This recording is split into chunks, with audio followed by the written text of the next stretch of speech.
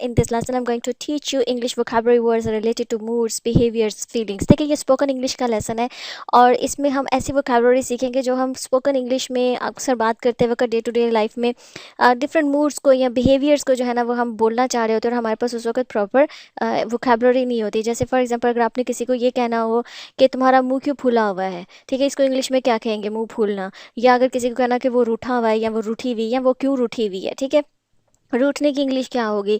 या किसी को कहना कि वो तो नताइज से लापरवाह है, बेपरवाह है।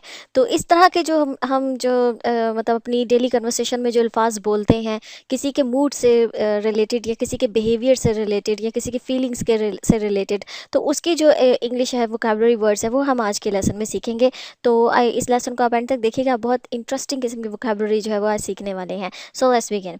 वर्ड है सलन। सलन का मतलब ये होता है being in a bad mood, unwilling to talk. देखिए सलन का मतलब ये होता है कि जब आप एक सलन फेस कहेंगे, जैसे मुंह फुलाकर बैठना जिसको कहते हैं ना, फुला हुआ मुंह बनाकर बैठना, ठीक है, उसको कहेंगे। जैसे आपने किसी को कहना हो कि तुम मुंह फुलाकर क्यों बैठे हो, तो ठीक है, इसको आप इंग्लिश में बोल सकते हैं why are you sitting in a sullen face. ठीक है, सलन फेस जैसे इंसान कोई बड़ा मुंह बनाकर मुंह फुलाकर बैठा हो ना, तो वो सलन फेस है, या उसको सलन एक्सप्रेशन कह सकते हैं, सलन बिहेवियर कह बिहेवियर तो सलन एक्सप्रेशन या सलन फेस, ठीक है, या सलन लुक, इस तरह करके आप जो है ना इस वर्ड को यूज़ करते हैं, जिसको मुंह फुलाकर बैठना जो कहते हैं ना उर्दू में, वो उसके लिए ये वर्ड है कि कोई इंसान नाराज़ होकर मैं नहीं बात करता और आप मुंह फैलाकर किसी बात पे बड़े बैड मूड में बैठ गए हैं भाई, ठीक है, तो वो सलन फेस होता है। जैसे कि सारा was sitting in the corner with a sullen face, कि सारा जो थी ना वो कोने में मुंह फुलाकर बैठी हुई थी, ठीक है। किसी को कहना कि तुम क्यों मुंह फुलाकर बैठे, तो why are sitting in a sullen face, कि जो है ना वो तुम विद अ सलन फेस, कि तुम जो है ना वो मुंह फुलाकर क्यों बैठे हुए हो, ठीक है।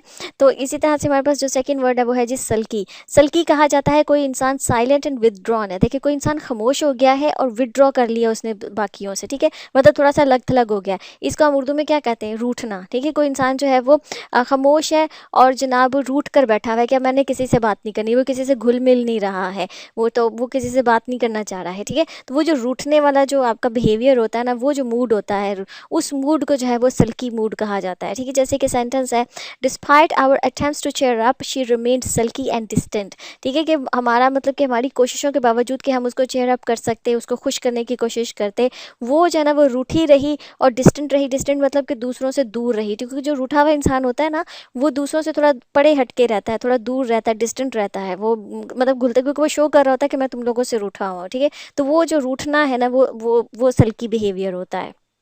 अच्छा जी, नेक्स्ट हमारे पास जो वोकैबुलरी वर्ड वो है जी रेकलेस। रेकलेस का मतलब ये होता है person's behaviour actions as lacking caution और केयर। देखिए रेकलेस इंसान ऐसा इंसान होता है जो कि नताइज से लापरवाह होता है। कोई इंसान ऐसा काम कर रहा है कि जिसको नताइज का जो है ना वो उसकी फ़िक्र नहीं होती, वो बस अपनी धुन में लगा होता है, ठीक है। आपने ऐसे हम अपनी ज़िंदगी में अक्सर लोगों को ऐसे देखते हैं कि वो अक्सर ऐसे काम कर रहे होते हैं जिसमें जिसके बुरे रिजल्ट्स निकल सकते हैं, लेकिन वो इंसान रेकलेस बिहेव कर रहा होता है, मतलब कि उसको मालूम होता है कि इसके जो मेरा ये काम है इसके रिजल्ट्स जो है ना वो मतलब बैड जो है वो इसके कॉन्सिक्वेंसेज हो सकते हैं, but still that person is behaving reckless, कि उसको वो लापरवाह बन रहा होता है, उसको कोई फ़र्क नहीं पड़ रहा होता। फ़र्क ना पड़ने से मुराद ज़्यादा नहीं होता है, इसका ये होता है कि लापरवाह हो रहा है, बेपरवाह हो रहा होता है।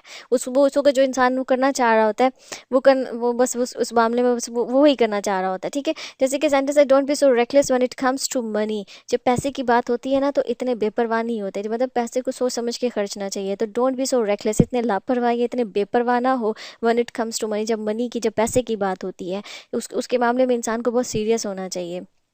अच्छा नेक्स्ट हमारे पास है वो है जी फैंसिव। फैंसिव हम ऐसे इंसान को कहते हैं जो इंसान बहुत ज़्यादा सोचों में डूबा हुआ इंसान होता है ना।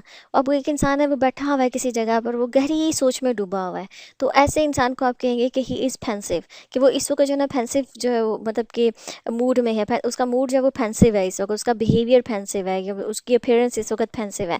आपने जो जितने भी पाकिस्तान से रिलेटेड लोग देख रहे हैं, जो हमारे जो शायर मशरिक़ अल्लामा इकबाल, उनकी वो आपने देखा वो एक पोर्ट्रेट जो एक बड़ी मशहूर सी है, जो हम हर जगह पे देखते हैं, हमारी बुक्स में भी होती है, हर जगह पे होती है, कि वो ऐसे जो है ना वो गहरी सोच में डूबे हुए हैं। तो वो जो उनका पोर्ट्रेट है ना वो पेंसिव है, वो पेंसिव उनका जो है ना वो पोस्चर है, वो एक पेंसिव पोस्चर में बैठे हुए हैं, ठीक है। तो जैसे कि सेंटेंस है something is bothering her she is quite pensive these days, कि समथिंग इज़ बॉदरिंग हर। देखें जब कोई इंसान किसी परेशानी में होता है ना तो वो चीज़ उसको बॉदर कर रही होती है। तो इज़ समथिंग बॉदरिंग यू, ये अक्सर लोग सवाल करते हैं जो नेटिव स्पीकर्स होते हैं, तो वो कह रहे होते, उनका क्या पूछने का मतलब ये हो रहा था कि कोई चीज़ क्या तुम्हें परेशान करी। हम ना नॉर्मली डिस्टर्ब वर्ड यूज़ करते हैं, लेकिन नेटिव स्पीकर्स जब भी किसी से पूछना हो ना कि कोई चीज़ तुम्हें परेशान कर रही है, तो वो कभी भी नहीं कहते कि समथिंग इज़ डिस्टर्बिंग यू। वो वर्ड बोलेंगे समथिंग इज़ बॉदरिंग यू, कि तुम्हें कोई चीज़ परेशान कर रही है, ठीक है। तो समथिंग इज़ बॉदरिंग हर, कोई चीज़ उसको परेशान कर रही है, and she is quite pensive these days, कि वो आजकल बहुत ही ना सोचों में डूबी हुई है। अक्सर देखिएगा जो लोग अगर किसी परेशानी में हो तो वो खामोश होते हैं और वो अपने ही अंदर अपनी सोचों में डूबे हुए होते हैं, अगर खुदा ना खास्ता उनको किसी किस्म की कोई परेशानी हो, तो वहाँ पर आप ये वर्ड पेंसिव जो है वो यूज़ कर सकते हैं उस इंसान के साथ, कि यू लुक पेंसिव टुडे, कि तुम आज बड़े सोचों में डूबे हुए लग रहे हो, ठीक है। अच्छा जी, नेक्स्ट हमारे पास है वो है जी सरीन। सरीन जो है इसका मतलब ये होता है जब इंसान बहुत पीसफुल और काम हो, तो वो जो आपका जो मूड होता है ना बड़ा पीसफुल, बहुत काम, तो वो आपका सरीन मूड होता है, ठीक है, वो आपका सरीन बिहेवियर होता है, ठीक है। जैसे कि sitting by lake I felt serene and content, कि लेक के किनारे पर बैठे हुए ना मुझे बहुत ही सरीन, मतलब बहुत ही पीसफुल, बहुत ही काम जो है ना वो महसूस हो रहा था। एंड कंटेंट, कंटेंट कहते हैं मुतमईन, जब इंसान अपने अंदर मुतमईन होता है, ठीक है, तो यू आर फीलिंग कंटेंट, कि मैं अपने अंदर मुतमईन हूँ। अच्छा, जब इंसान मुतमईन नहीं होता है ना तो फिर आप कहते हैं आई एम फीलिंग डिसकंटेंट, कि मैं जो है ना वो इस वक्त बड़ा ही गैर मुतमईन सा फील कर रहा हूँ। समटाइम्स होता है ना कि लाइफ में आपको इत्मीनान नहीं होता है, आपको लगता है कि समथिंग इज़ मिसिंग, या चीज़ें बिखरी हुई हैं, तो तब आप कहेंगे कि I am in a feeling of discontent, कि मैं इस वक्त गैर मुतमईन जो जो फीलिंग है ना उसमें हूँ। लेकिन अगर आपने पॉजिटिव बोलना है कि मैं इस वक्त अपनी ज़िंदगी में बहुत मुतमईन फ़ील कर रहा हूँ, मुझे मतलब कि शुक्र है खुदा का जो है मेरे पास, मैं उसके साथ जो है ना वो मुतमईन हूँ, तब आप ये बोलेंगे आई एम फीलिंग सरीन या आई एम फीलिंग कंटेंट, या दोनों को इकट्ठा मिला के कि मैं बहुत पीसफुल और कंटेंट महसूस कर रहा हूँ, ठीक है। अच्छा जी, नेक्स्ट हमारे पास है वो है जी एजिटेटेड।